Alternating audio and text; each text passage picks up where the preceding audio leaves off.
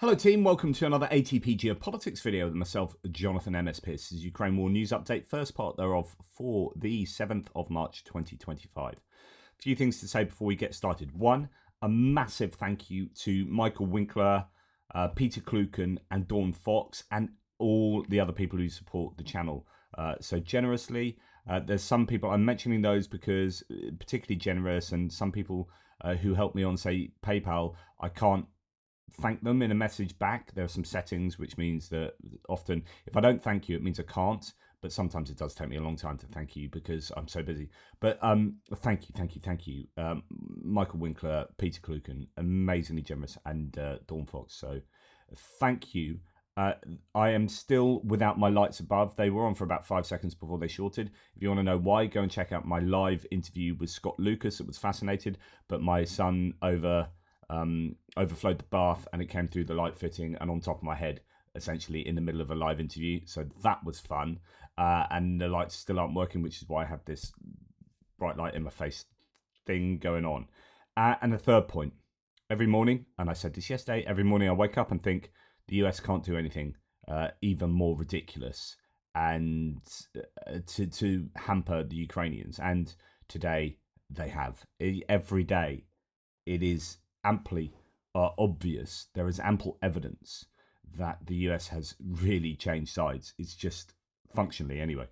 It's just incredible, absolutely incredible. We get onto that because some of these things, I don't really want to talk politics in this video, but the political decisions being made are affecting people dying, you know, the battlefield actions and the ability to defend against missiles. And we'll talk about how that's happened even more in the last 24 hours. Okay, we'll start with the Ukrainian General Staff figures for the Russian losses for the day before. All the usual caveats apply, and you can find them in the description to the video below. 1,150 personnel is about where we've seen it the last few days. 3 tanks. We've seen that dip back down. Interestingly, troop carrying airfields has gone up above the daily average. So that's, I wasn't expecting that because everything else is adhering to the trends we've seen. 16 artillery systems, we've seen that tick down the last few days. It was up in the 60 region, but 16 is still pretty good, but below the daily average there. We have 72 vehicles and fuel tanks. That's lower than we have seen. I mean, it's still an incredible number, but essentially no MLRS, anti-aircraft warfare systems, special equipment, and aircraft. So I think this is a sign that things are somewhat quieter on the front lines. We will go into some of the frontline activities in a second. Before we do that, let's listen to General Zelenskyy, the Commander-in-Chief, saying, since the beginning of the year alone, the Russian army's losses in manpower have amounted to about 91,000 people.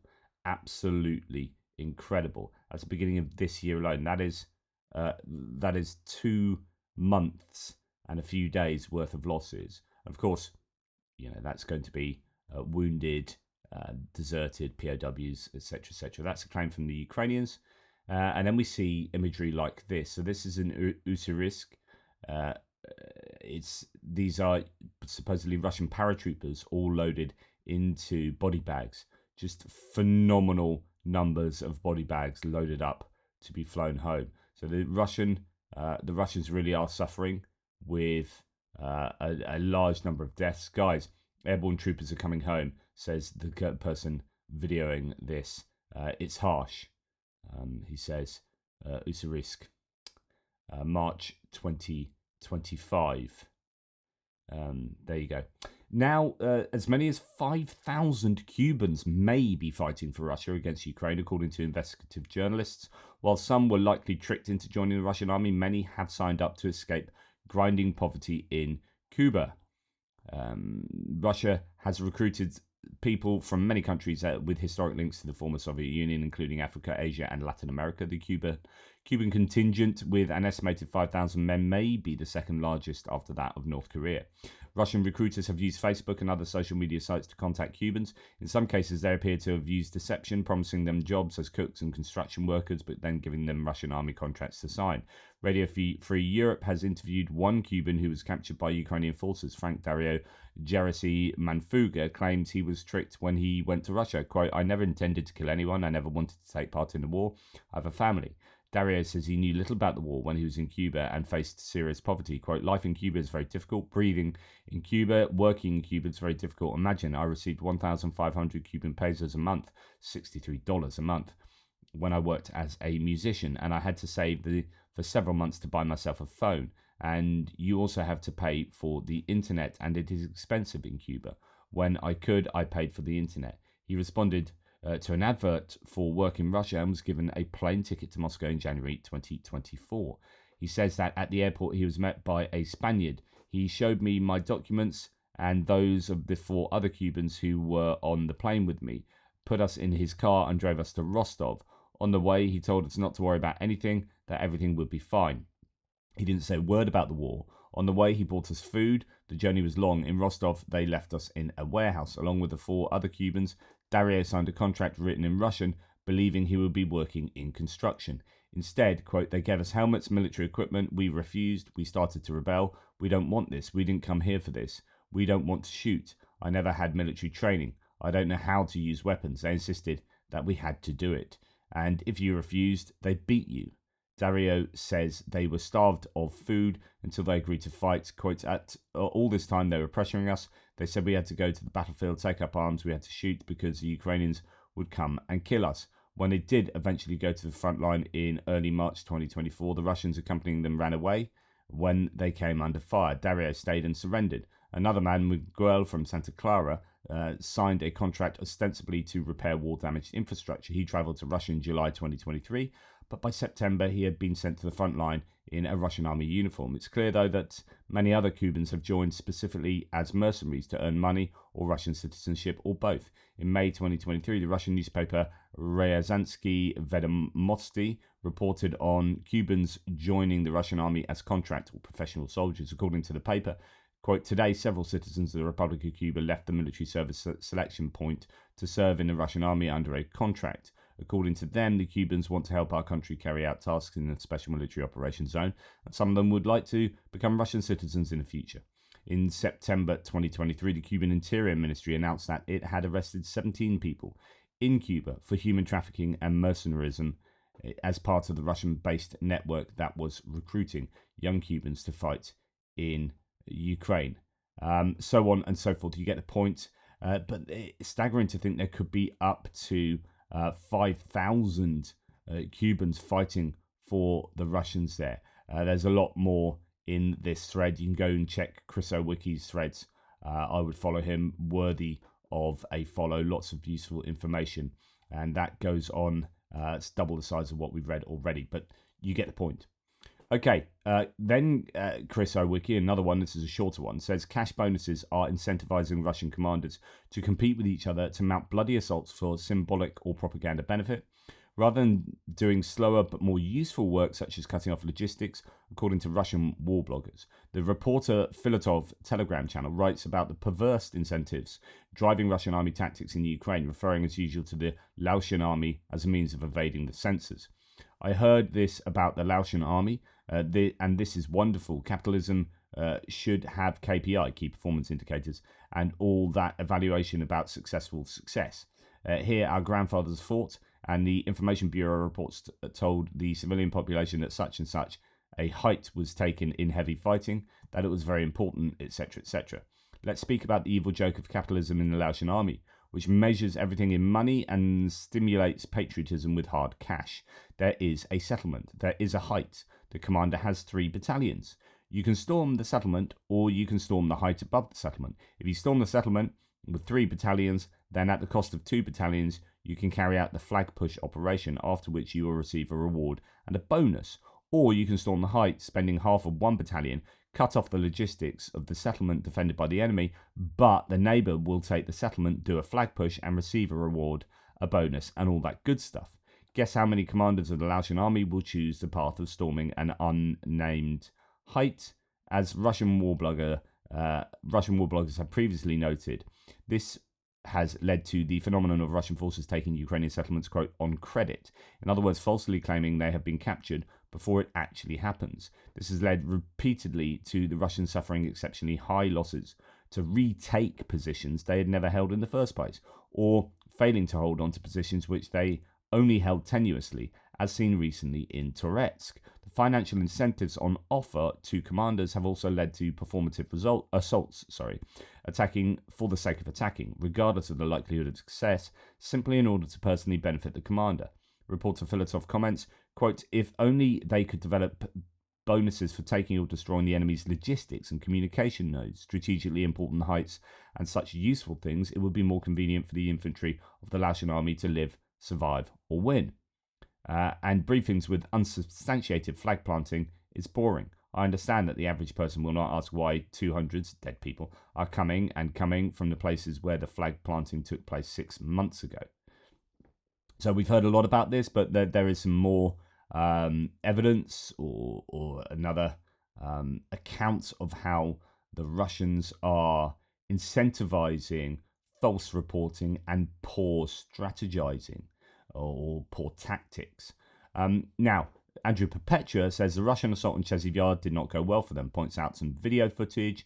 There's a minute of stuff getting blown up and things looking bad in Chasiv Yar. So Andrew says, briefly about the situation there. Near Pokrovsk, everything is extremely difficult. They are knocking out logistics. There are no people. Near Chasiv Yar, we are moving forward a little, but the same picture. They are knocking out logistics. There are no people. In Toretsk, urban fighting. The Ukrainian armed forces are counterattacking. We continue to hang noodles on the bosses at all levels. The picture is there are no people. They're knocking out logistics. So this is a Russian talking about how bad it is.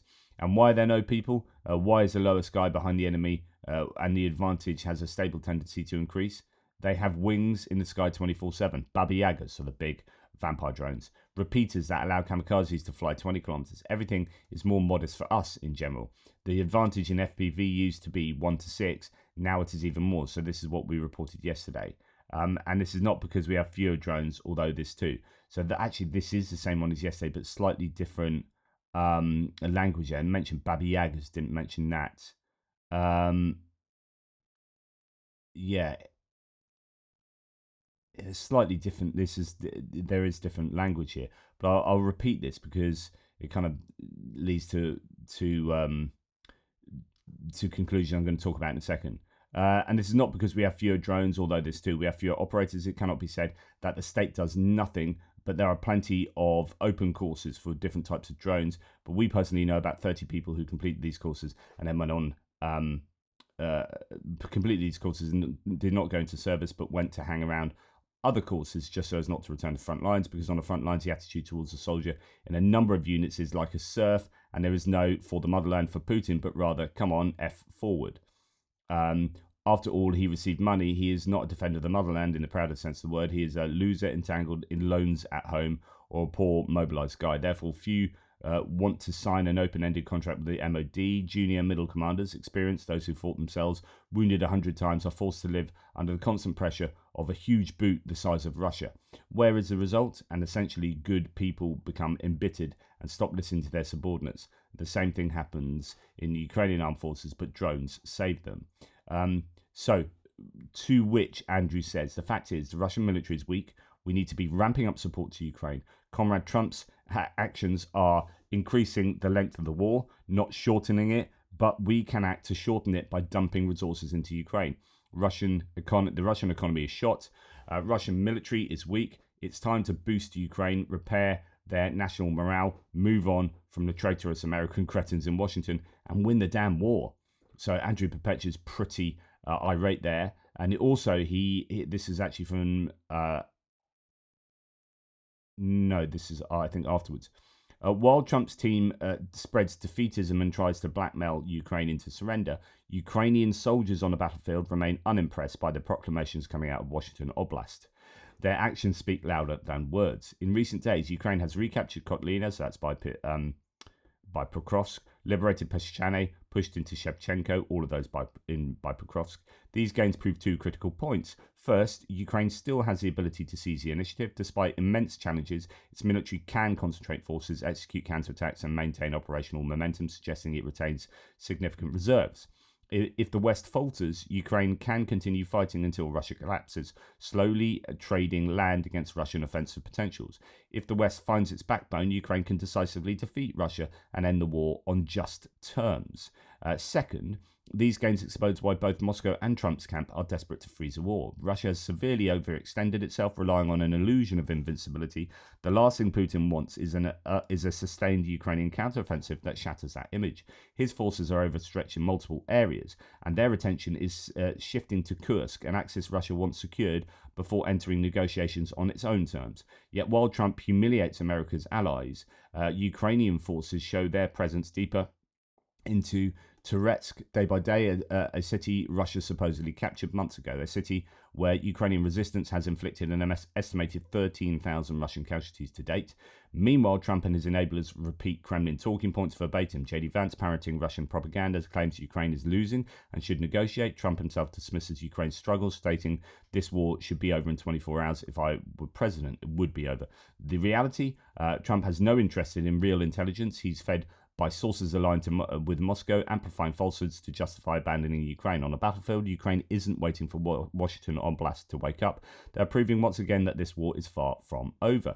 Even Russian soldiers understand, and those close to the military understand the problem. They openly fear that many of their recent advances, especially outside Seledovo, are unsustainable if Ukraine launches a serious counteroffensive. The cracks are showing.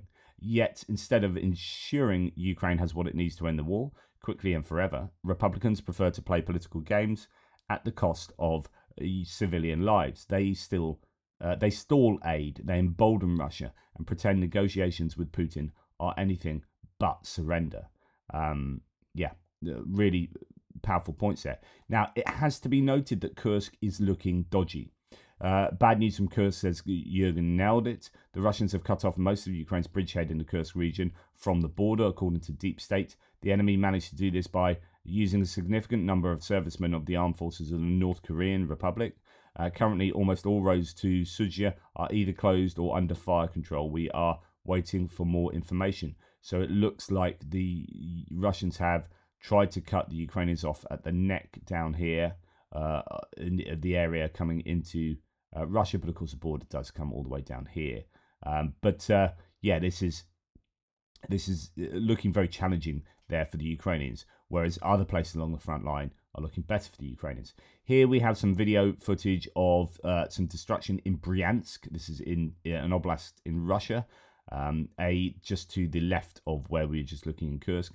A video was circulating on the 28th of February of Ukrainian airstrikes at the border village of Belaya Berezka, but they were impossible to confirm. Now footage from March the 1st corroborates a hit.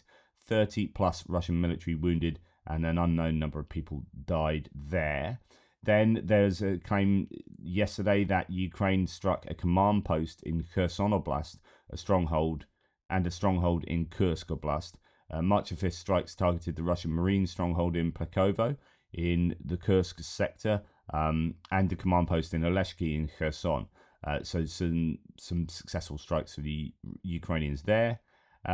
Forbes has written an article that Ukrainian drones claim 80% hit rate, yet Ukrainian AI drones have a 80% hit rate, but human pilots actually remain superior. Ukrainian forces are deploying AI-equipped drones to bypass Russian jamming. Developers claim a high success rate, but frontline commanders report mixed results. But that's obviously early days. In that, the evolution of AI drones will only lead to a higher success rate as time goes on, one would assume. In Belgrade, there was an accident involving two buses, and as a result, 6 Russian soldiers died. So an accident there helping out the Ukrainians. Right, we're going to go on to distant strikes, and it was one hell of a night last night for the Russians and Ukrainians. So the Ukrainians received, almost 260 munitions, drones, missiles into their airspace. I think they took out about 240 in all, but that's a good 20 odd munitions finding their target. That's some widespread damage done last night. Russia launched a massive missile and drone attack on Ukraine.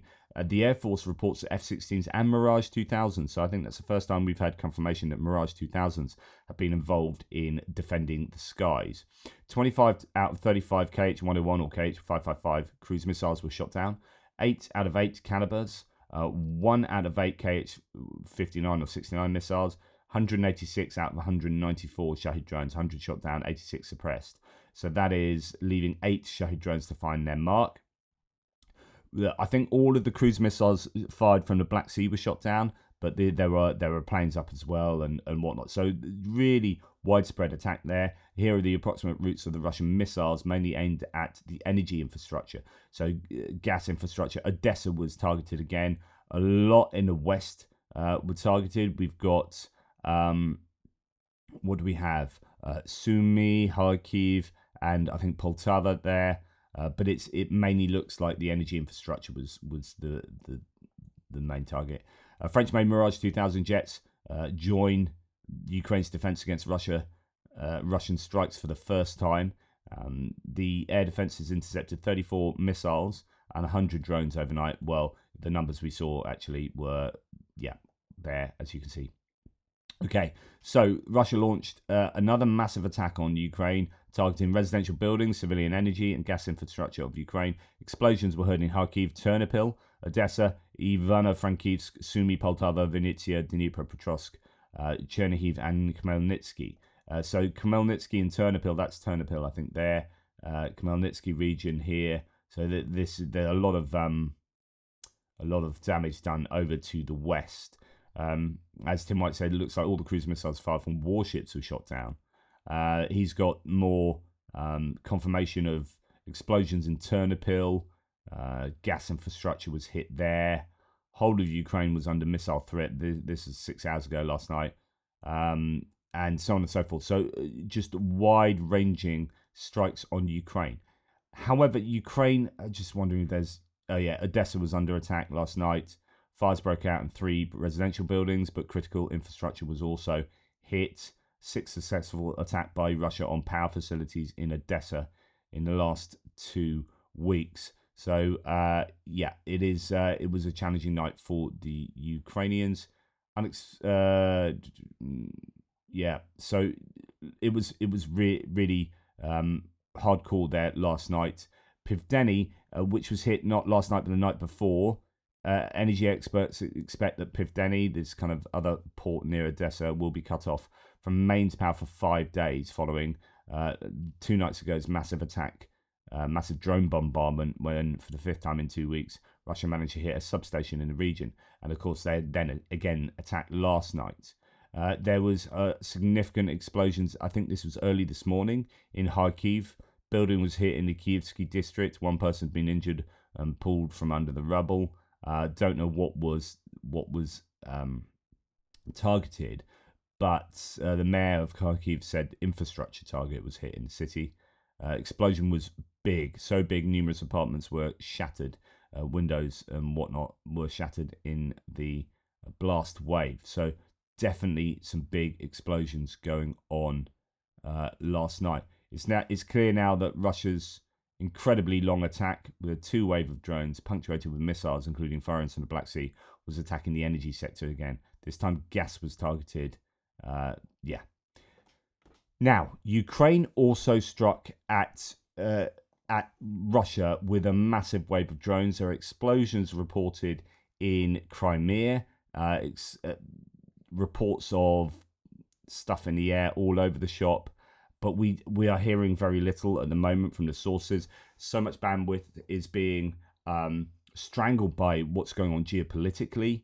And we're going to come on to some of this with regard to how it affects Ukraine's ability to take down these aerial targets. So surprisingly little information about what took place with the Ukrainian drone attacks and maybe missile attacks last night. But something might emerge later today. But there was widespread reports early in the evening yesterday.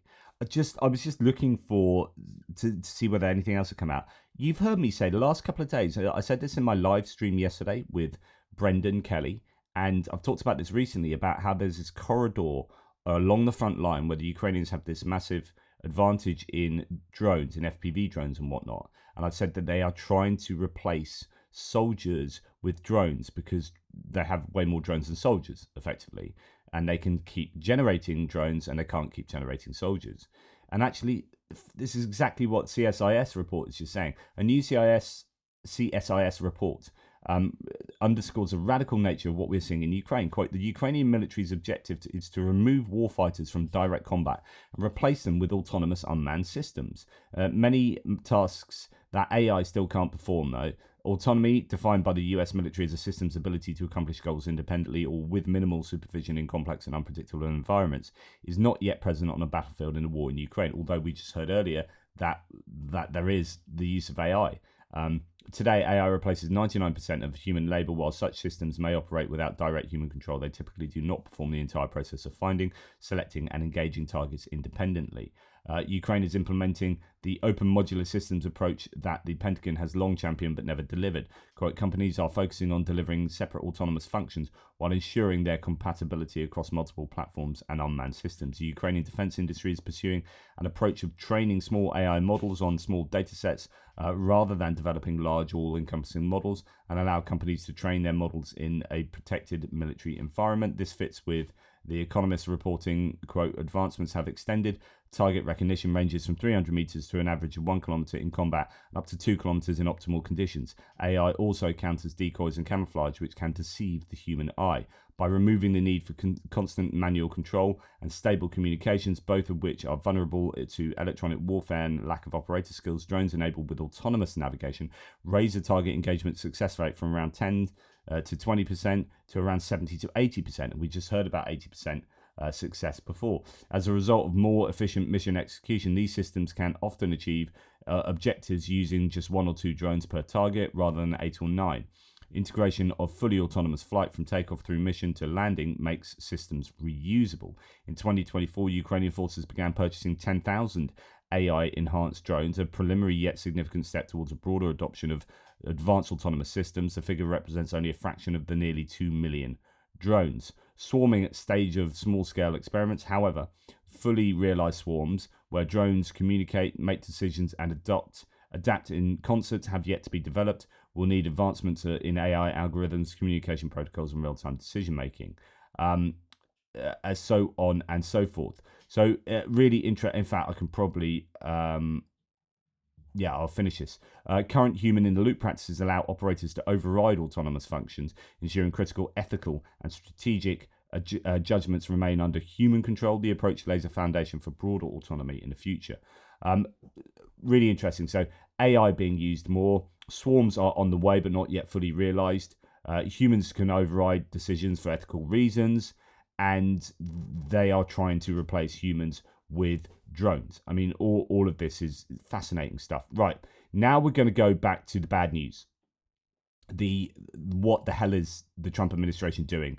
They are complete bastards.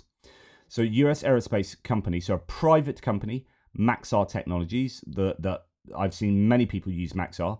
I wonder whether this is going to affect open source intelligence, whether they are stopping people looking at Ukraine at all. But Maxar Technologies has cut off Ukraine's access to its satellite imagery services following a US government request, according to Militiani. Another step in restricting intelligence sharing from the US to Ukraine. This is absolutely disgusting.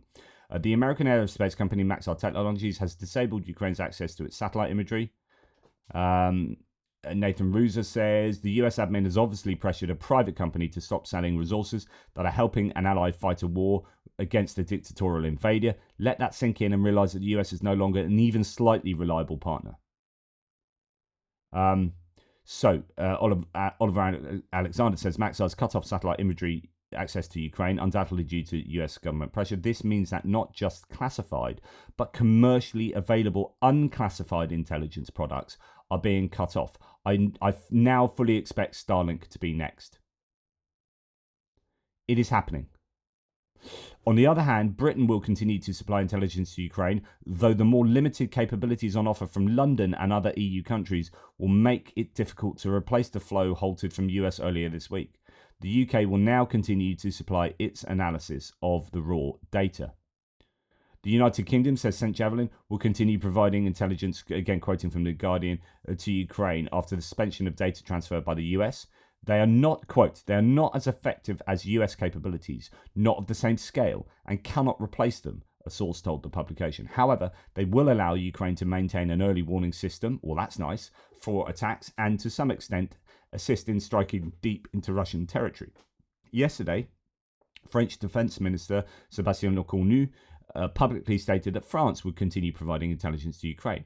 Unfortunately, it won't fill the gap. The US is not only pulling vital, unique capabilities from Ukraine usage, but open source, like private access to private entities.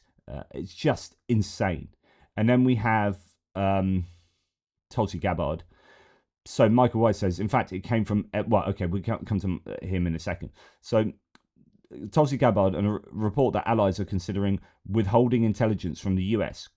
Quote, I'm laughing because we've heard this story before, and generally it's coming from those who are either former leaders within our own intelligence community who are trying to politicize their titles and their positions to try to undermine President Trump's peace mission and agenda. So Tulsi Gabbard, head of the Director of National Intelligence, has laughed off the idea that that foreign allies are restricting intelligence coming to the US now. But this has been widely reported.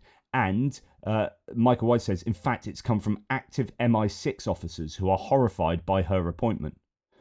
So it's not necessarily a reaction to what the US is doing in restricting access to intelligence to Ukraine, but actually intelligence sharing with the US is being questioned because Tulsi Gabbard is thought to be a Russian asset. And it is too much of a risk to share British, Australian, Canadian, New Zealand intelligence with Five Eyes partner to the US, and it may stretch outside of that to European partners. Now, CBS's Margaret Brennan said of the cutoff on intelligence sharing to Ukraine that, quote, this pressure really seems to be directly impacting potentially what they can do on the battlefield. So the argument, it's not the argument. There is a clear connection to the political decisions from the US to the battlefield. Now, that's exactly what they want. That's precisely why they've done that. Now, General Keith Kellogg, who's the envoy to Ukraine, has said very candidly, they brought it on themselves, the Ukrainians.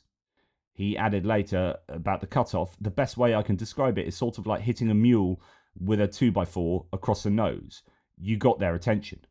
So he's saying we want to get the Ukrainians' attention. We want to force them to the negotiating table by killing their soldiers and civilians. Again, I will repeat the maxim.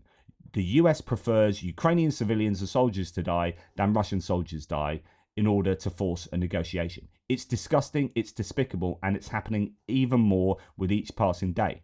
Andrew Roth says, Keith Kellogg, speaking at a CFR, this morning suggests that the US is engaged in strategic overreach in Ukraine, citing Paul Kennedy's work on imperial overstretch that can potentially lead to the fall of a great power.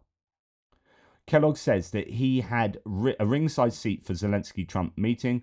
What happened was the two nation-state leaders coming into a meeting with objectives that were clearly not in alignment with one another, and there was a disconnect publicly between the goals of the two administrations. He said that Trump recognizes that the US needs to reset relations with Russia in order to secure US national security. We need to just give Russia whatever they want in order to secure national security for the United States. Yeah, whatever. Quote, the continued isolation and lack of engagement with the Russians as the war in Ukraine continues is no longer a viable strategy. We can't isolate Russia. We can't keep sanctions on Russia. We can't keep pressure on Russia. We now need to do everything they want, bring them back in, and screw over Ukraine. It's disgusting.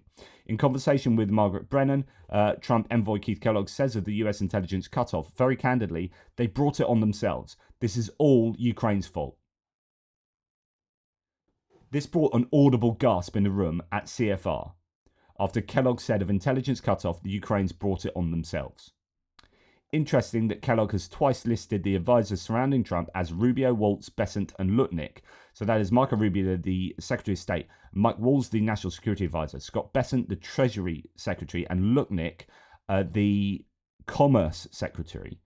I don't know what he's doing as someone in the middle of advice on Ukraine. But admits Putin envoy Steve Witkoff. Finally, when brought up by Margaret Brennan, he notes that at State, quote, our offices are on the 7th floor, Witkoff's are on the 5th floor. Kellogg on effect of the US military aid and intelligence cutoff to Ukraine. Quote, it's like hitting a mule in the face with a 2x4. You know, you got their attention. It's not like they didn't know this was coming. They got a fair warning. I told them, and they were told last week as well. Kellogg now comparing speaking to Ukrainian leaders like speaking to his 2 granddaughters who call him Pop Pop. Kellogg repeatedly describing Ukrainian and Russian demands as term sheets. Do we have a term sheet from the Russians broadly? And do we have a term sheet from Ukrainians? The answer is yes and no. Wants to understand the kind of pressures we can apply. This is all about applying pressure to Ukraine. This is like trying to, like, we wanted to force them to capitulate, so we just hit them around the face with, it's the 2x4 comparing Ukraine to a mule. We hit a mule around the face with a 2x4 so it would heal. We want the Ukrainians to capitulate to us so that they come to the negotiating table so we can do trade deals with Russia. It is disgusting. It's disgusting. Now, the Russians are, this isn't just me with Trump derangement syndrome or whatever. Trump is just evil and he's doing whatever Russia wants. The consequences, Steve Rosenberg, looking at the Russian newspapers of the US stopping intelligence sharing with Ukraine, as one Russian newspaper sees them, quote, now we have a higher chance of finding the enemy's weak spot and striking when they're not expecting it. Well, brilliant. Thanks, Trump. Thanks, the United States. So they've just completely joined the other side. And I'm wondering, because there are these talks about Riyadh peace negotiations where Ukraine will turn up. But when you hear some of the language coming out of the Brussels meeting yesterday, I wonder whether there's going to be a kind of, we're going to lean very heavily on Europe and we're going to get the peace that we want through Europe, and we'll just, we'll follow what the US say, but essentially we're not going to be able to agree to that because they will want complete Ukrainian surrender. So they're like, yeah, we'll turn up, we'll do that, we'll nod our heads, but actually we're really putting all our eggs in the European basket. So, right, I know this is a long one. You got to, do I go through Radu Hosu's? I might do that separately. Oh no, let's quickly go. Okay, so the Frontline, he says, Radu Hosu is a Romanian analyst. In the Kupian sector, we've recaptured 2 towns, are slowly pushing the Russians back from the city after months of Russian attacks. They are fighting, among others, the very people. Anyway, that doesn't make sense. English is a bit warped. In the Turet sector, they managed to liberate almost half the city, almost being completely taken over by Russians a month ago, that city. In Chasiv Yar sector, for 2 days, the Ukrainians have managed to liberate a neighborhood of the city. It may sound insignificant, but let me remind you that Russians have been assaulting Chasiv Yar since June 2023. In Prokos center, the most problematic for the Ukrainians, they have 5 different launches from where they're successfully operating tactical counterattacks. In recent days, they have liberated several localities around Pokrovsk. Pokrovsk, as well as Chasiv Yar, are key to the conquest of Donbass. A month ago, Pokrovsk was already being sung, the Russians were singing the praises of Pokrovsk, but the Ukrainians not only resisted, but they caused extreme problems to the Russians, who have already lost more than 15,000 soldiers dead and wounded in the encirclement attempt. In Kherson sector is the only area where the Russians are trying so far unsuccessfully to cross the Dnipro River again to recapture the capital city of the region. The Russian mission is almost impossible, but I wouldn't underestimate it, especially in the current context of international aid. Brendan Kelly, who sees a lot of footage coming from Kherson, said that they keep landing boats every day and everyone just gets massacred. That's the Russians. Not huge, like a couple of boats here and there. In Kursk, the Russians is the only place where since the beginning of the year the Ukrainians have been losing ground. But there I would like to point out that they do not have Starlink aid because Starlink does not work in Russia, and since August the 6th and until now, Ukrainians have not been driven out of Russia, even with the help of more than 10,000 North Koreans. But that does seem to be changing, and they are using a lot of guided glide bombs. Okay, how's this all happening? For several reasons, but I'll list a few. Parity in artillery howitzers. Ukrainian superiority in the number of FPV and reconnaissance drones. Drone swarm attacks. I would question the use of the word swarm. They're not autonomous swarms, they're just lots of drones doing the same thing, individually controlled. Jamming carb and FAB bombs, which literally pulverized Ukrainian defensive positions in 2024. They seem to figure out how to get at them. That's happening along the eastern front line, but unfortunately the Russians have had success with them up in Kursk. Serious Russian logistical problems. That's why they ended up using donkeys and horses to transport ammunition and extract the wounded. Significant decrease in the number of armor used by the Russians due to the decrease in the overall armor they have left. Can it continue at this pace? Without US intelligence or alternative, no. Without Western artillery ammunition, no. Without constant influx of armour, no. But at the moment, the dynamic can continue for at least a month. The Ukraine's resistance, even without American help, can last up to 6 months. Lack of American aid, European aid, and the impact of both. US blockade. US intelligence is essential for the defence against ballistic missiles, cruise missiles to a lesser extent, and missiles launched from strategic bombers. That means that the civilians who are dying as of yesterday from these attacks have two culprits: Putin, because he ordered the war, and Trump, because it is within his power to protect those civilians, and he deliberately withheld the protection from them. Absolutely agree 100%. Patriot systems will soon run out of interceptor missiles. There are 5 on Ukrainian territory with several batteries each and a limited stock of interceptors. US mechanized deterioration over time due to lack of spare parts. We're talking somewhere in the neighborhood of 300 Bradley M1A2s, 15 M1A1 Abrams tanks, hundreds of M113s, and about 5,000 Humvees. If that seems like a lot by comparison, the US has left 12,000 of them in Afghanistan by withdrawing there a few years ago. Debunking. HIMARS is not affected by this decision because the missiles used by HIMARS use GPS or inertial guidance. What is affected in real-time localization by American keyhole satellites of the targets does affect ATACMS, by the way, but don't know whether they have them left. European aid. France has announced it will compensate as much as possible with their military satellites for the intel part of satellite espionage, but also in other intelligence areas. France is preparing to replace, if necessary, all Starlink terminals with the European alternative, Eutelsat, so as not to jeopardize dysfunction in communication between Ukrainian units, which could have led to a rapid degradation of the front. Norway has announced an increase in military aid in 2025 from $3.5 to $7.8 billion. They've over doubled their aid. Insane. Germany, Scholz and Merz are preparing a $3 billion package to, actually a euro package, to be delivered immediately. Taurus is in talks, but no agreement has been reached on at the moment. Merz has stated many times that he's for Taurus. If it does happen, keep an eye out for the Kerch Bridge. Poland is preparing a new aid package. The amount is not yet known, but it looks like it will be significant. The UK likewise. After the EU Council, 26 out of 27 states agreed on 30 billion euros in additional aid for 2025. If unanimity is not reached in the next meetings, the EU is willing to find ways to bypass and help individually each state to fulfil this aid. Giorgia Meloni tonight proposes a de facto Article 5 for Ukraine from EU countries as a security guarantee security guarantee. I don't know what that means. The Sky Shield plan, which 20 states allied to Ukraine have joined, is in the works, imposing a no-fly zone over Ukraine, using over 120 fighter jets to operate air policing missions. The plan is under discussion and will take more time to implement. Ukraine at the moment produces about 30% of its combat tech, munitions, drones, electronic warfare and equipment. 100% in Ukraine is a goal for...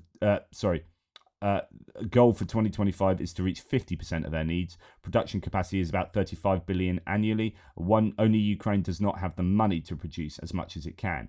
The biggest problem for Ukraine is that at the moment is a shutdown of intelligence information from the US.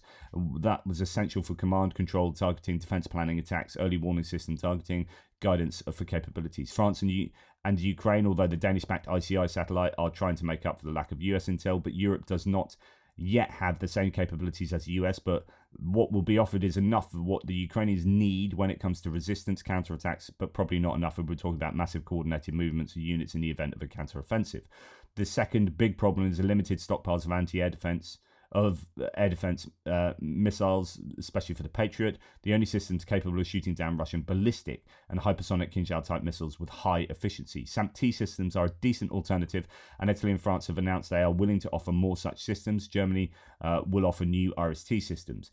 What Trump has done well, however, is to re-coalition the Ukrainian people and strengthen their will. President Zelenskyy is at his highest approval rating in 2 years.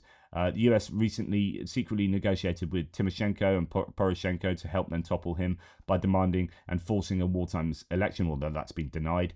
Shock and horror in Washington, Ukraine is not for sale. Both rivals, one a bitter rival, Poroshenko, have revealed this and have also refused the offer of the criminal Trump. The only opponent with a chance to defeat Zelenskyy in a free and fair election is Valery Zaluzhny, currently ambassador to UK, took such a firm anti-Trump stance yesterday that I guess the Americans won't even try to lure him. That one would probably beat them physically. Trump's lie about unblocking military aid. Trump said it like this, quote, "I will lift the suspension of military aid and intelligence the moment Ukraine and Russia sit down at the negotiating table. This is still another betrayal of Ukraine because Zelenskyy said, I'm ready for peace. I also signed the agreement on rare minerals. But what do you think? Lavrov said, we are not ready yet." So basically, Ukraine is forced to wait for Russia to agree to a negotiation for the US to unblock aid to Ukraine. This is exactly what I said yesterday and the day before. Why should Russia ever do that? They wouldn't. So let's not expect that aid to be resumed anytime soon. Okay, thank you. Really great lot of information there. Now, price of oil has gone down to a pretty low number. Dark days for the Russian budget up ahead as the long-time $70 floor for oil prices become a ceiling. We're going to the 50s, and I think OPEC might be helping with that. So yesterday, Zelenskyy met, and this is what Zelenskyy said on his own thread. He met with Brussels European leaders. Everyone must ensure that Russia, the sole source of this war, accepts the need to end it. This can be proved by two forms of silence: no attacks on energy and other civilian infrastructure, a truce for missiles, bombs, long-range drones, no military operations in the Black Sea. So the next step is basic trust in the circumstances in which the negotiations are taking place. Ukrainians, all Europeans, Americans, every human heart in the world that does not agree with the war. We all need to feel that the Russians are not deceiving us. The release of prisoners could serve as a means of establishing basic trust. This should be based on the understanding that any truce or trust-building measures can only serve as a prologue to a full and fair settlement, to a comprehensive agreement on security guarantees and the end of the war. Ukrainians only want peace, but not at the cost of giving up Ukraine. The real question for any negotiations is whether Russia is capable of giving up the war. Be sure that Ukraine will share all the details of peace plans and the talk process with all of Europe. Every European nation that helps us must be on board on the path to peace. I urge you to continue supporting the position that any issues related to Ukraine's security should be resolved with Ukraine's participation, just as any issues related to the security of your nations or Europe as a whole should be resolved with your participation. Only this can guarantee peace on the continent and respect for the interests of all European states. That is why we are trying to ensure that European interests are represented. Anything that affects the security of Europe should be resolved with the participation of Europe. Every day and every night we must protect lives. Russian ballistic missiles continue to strike our cities, shelling at the front lines, and Russian sabotage groups are still trying to enter our territory across the border in Sumy and Kharkiv regions. Moscow is not reducing its investment in death, increasing its army, and making no pauses in trying to overcome sanctions. Russia now has 220 brigades with war experience, and in 5 years that will bring the number to 300.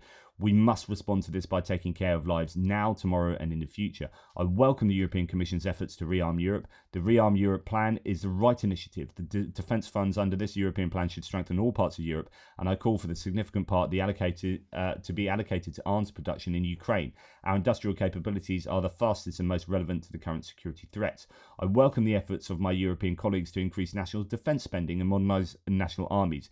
Everyone in Europe needs this. We need to, when we agree on the format of the armed forces of Europe, this format will rely on the strength of national armies and on the experience of deploying partner contingents in Ukraine, which is what we are working on now. I welcome the investments of all partners in the defence industry, both in Ukraine and in your countries. The industrial base of Europe must grow. Europe must become the place where the most technologically advanced and effective weapons in the world are produced. This is not a fantasy of Europeans really set themselves this goal. Now, this is all about Europe. You've got to understand, I mean, the reason I'm reading all of this is because it goes back to understanding that I think he's going to go along with what the US say, but it's Europe where he's focusing. It's Europe that wants to protect Ukraine. And he's saying, you guys can do this. You guys can produce the best weapons in the world. Not the US, you guys. I'm grateful for the 16th EU sanctions package, which we must continue applying this pressure. We need a 17th sanctions package. These sanctions must remain in place until Russia stops the occupation. I'm aware that a special European financial instrument for Ukraine's resilience is being developed. I urge you to expedite this process. In these circumstances, it is needed to speed up the work of your teams in the negotiations on Ukraine's membership to the EU. Currently, the work on the clusters is blocked without any rational reason. We need common sense. We need to unblock the work in clusters, and this can be done at the leadership level. I don't know if that's anything to do with Hungary. And then just a couple more here. I'm grateful for all of the support. The Ukrainians really appreciate that. In a time of such great emotions in global politics, European integrity is preserved, and Europe is truly trying to do the right thing. Meanwhile, Ukrainian and American teams have resumed work, and we hope that next week we'll have a meaningful meeting. Ukraine has been seeking peace since the very first moment of the war, and we have always stated that the war continues solely because of Russia. Ukraine is not only ready to take the necessary steps for peace, but we are also proposing those steps. That this is the key point as well. This is about Ukraine dictating how peace goes, not just capitulating to what the US wants. I asked for the support of Ukraine and European leaders who are helping to pave the way for peace. This is what I addressed to the European Council, he said. So I think there's an interesting positioning going on here. So Zelenskyy also said he had a good meeting with Mark Rutte, the Secretary General of NATO. We discussed real steps needed to achieve a just and lasting peace in Ukraine. I informed Mark, my old mate Mark, about the development of a plan that will include a unified European vision for ending the war, concrete security guarantees, and strengthening Ukraine. So he is saying to the NATO leader, I have proposed a peace plan to European leaders with concrete security guarantees that strengthens Ukraine. At the same time, we're going to go to Riyadh to meet Saudi, under the instruction of the Saudi, or the mediation of the Saudis are going to meet with US and Russia. But actually, this is what I'm doing. He's proposing stuff to Europe. Now, I think it's really important to just say this, because this is going to affect the way everything goes at the moment. So this is what Donald Trump said last night. And the biggest problem I have with NATO, I really, I know the guys very well. They're friends of mine. Yeah. But if the United States was in trouble and we called them, we said, we got a problem. France, we got a problem. Sorry, I've got I was wondering why that was so low. I'll play that again louder. And the biggest problem I have with NATO, I really, I know the guys very well. They're friends of mine. But if the United States was in trouble and we called them, we said, we got a problem. France, we got a problem. A couple of others I won't mention. I don't think he knows. Do you I think he they're knows going he's to in come and NATO. protect us? They're supposed to. I'm not so sure. So Right. So there's a real problem here developing, and this feeds into the peace discussions and who's going to come to Ukraine's help, because Trump is publicly slagging off NATO in the same way that JD Vance slagged off allies the other day and got himself into hot water. He's saying, I don't think France will come to our aid, and other NATO members, where NATO, the only time Article 5 has been invoked after 9/11, NATO came to their aid. And the US at the moment is turning off aid to Ukraine. So this is just absolutely incredible. So I think you're seeing the death of NATO in real time here. War translated, almost feels like we're just a step away from Trump either bombing Ukraine or sending military aid package to Putin. I'm on another group of people where we talk, and these are all like bigger experts than me and whatnot, or many of them are, and there is serious talk about how Trump might actually do things like provide stuff for Russia. Is the people are seriously suggesting that. So St. Javelin said, in the last week, Trump administration has called Zelenskyy a dictator, lied about who started the war, attempted to humiliate Zelenskyy in the Oval Office, stopped military aid to Ukraine, stopped US intelligence sharing with Ukraine, banned the UK from sharing US intelligence with Ukraine, stopped cyber warfare on Russia, encouraged lifting Russian sanctions, engaged in secret talks with Zelenskyy's political opponents to replace him, and hints at revoking the legal status of Ukrainian refugees, disrespected allied soldiers who fought and died fighting in Afghanistan and Iraq, and after the US invoked Article 5, and all the while attacking the EU, Canada, Mexico, the UN and NATO. Then we hear what you heard just then, and then they also threatened to pull out troops in the Baltics, lied about calling Zelenskyy a dictator, said he didn't know the Russians had said no to peacekeepers. And there's been a spike in propaganda against Zelenskyy immediately after the Oval Office thing. That was American propaganda and lies about him. They've stopped Maxar satellite imagery now. Vance has accused Zelenskyy of not saying thank you, of not being in a place to negotiate, kicked him out of the White House, asked for gifted aid to be repaid, lied about the amount, demanded an apology, cancelled a mineral deal, called his tweet a letter, to the president, accused Zelenskyy and Ukraine of risking starting World War III. That was Musk. Suggested that Zelenskyy was corrupt and that US funds were missing. Accused Zelenskyy of not wanting peace, of being unreasonable. Told Europe to foot the bill for security guarantees, which Europe agreed to do, and then refused to include security guarantees in the mineral deal.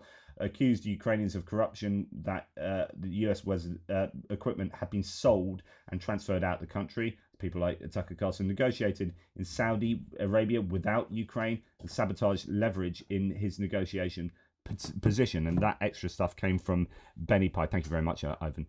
So, like, when you list all of this, you understand that they've changed sides. Meanwhile, one of the corollaries of this is Zelensky's approval rating has now risen to 68%, exactly the opposite of what the US administration had hoped for. And yeah, it's just, honestly, it's just insane at the moment. It is insane. Right, we're going to leave you on one amusing bit and one yay. So, in the Murmansk region, representatives of the United Russia Party, so this is the presidential part, this is the party of the president, although did he run independently this last time?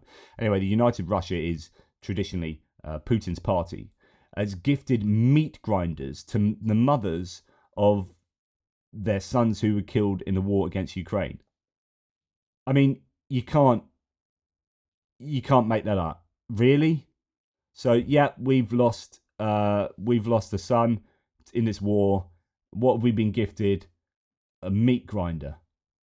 Our son who was killed in a meat grinder assault. It's just incredible. And then this is the French embassy in Washington DC, and I love it. Vive la France! Excellent. So, you know, we're putting a lot of eggs in a European basket at the moment is the end result of what I've said. Hopefully that was all of interest. I know it's a lot of information slammed into one very long video. Apologies it was so long. Take care. I'll speak to you soon.